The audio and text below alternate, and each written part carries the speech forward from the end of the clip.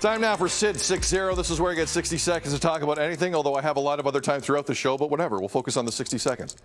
There's some good news and there's some bad news when it comes to Pascal Siakam of the Raptors. Here's the good news. He's actually playing, coming off shoulder surgery this past summer, and he's actually playing well, shooting 50% from the field. And he's actually hitting threes, which he didn't do at all last season.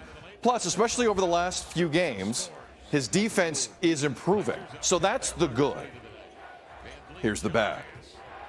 Raptors have played 4 games with Pascal Siakam in their lineup this season, and their record is 0 wins, and you can figure out the rest. Toronto do not have a victory with Siakam in the lineup. Now, for the record, I don't think it's a major deal, short term especially. You're paying Pascal over $30 million a year. You need him out there. You need him to be effective, and that is what is happening. But I know this Raptors fan base very, very well. And if this team keeps losing with Pascal, look out. Vivek Jacob of Raptors.com and CBCSports.ca joining us, making his maiden voyage here on Breakfast Television. Vivek, it's great to see you. Welcome to the show. I know it's not a big deal. You know it's not a big deal. But 0-4 with Siakam, if the number grows in a negative direction, the fan base is going to get a little restless. No doubt about it. I mean, they've got to start winning soon, and it starts tonight against the Utah Jazz. That's a tough opponent, but the main thing you want to see is the defense improve. Over the last 6 games, they have dropped down to dead last in defensive rating. And you think about before that, they were 9th. So that's the area that's really got to pick up. And if Pascal Siakam can continue to work his way into game shape, you would expect that to improve. Vivek, in terms of the defense, because again, over the 6-game stretch, just to emphasize the point, there is not a worse defensive team in the NBA than the Toronto Raptors. And they're on this 6-game roadie. Things are not going to get any easier.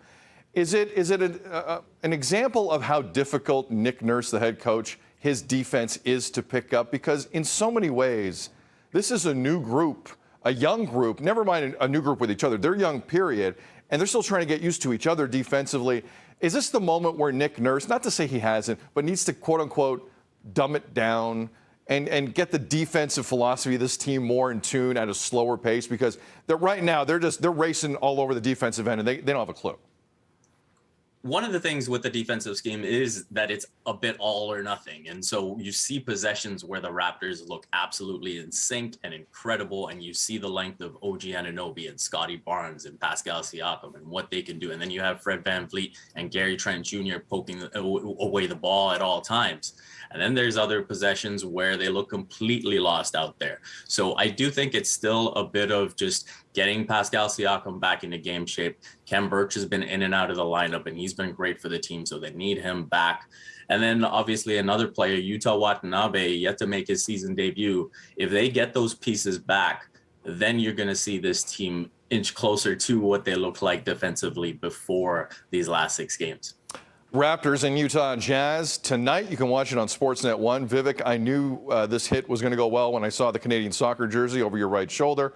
I had high hopes, and you did not disappoint. Let's do this again, friend. Have a good one. Enjoy the game tonight. Thank you.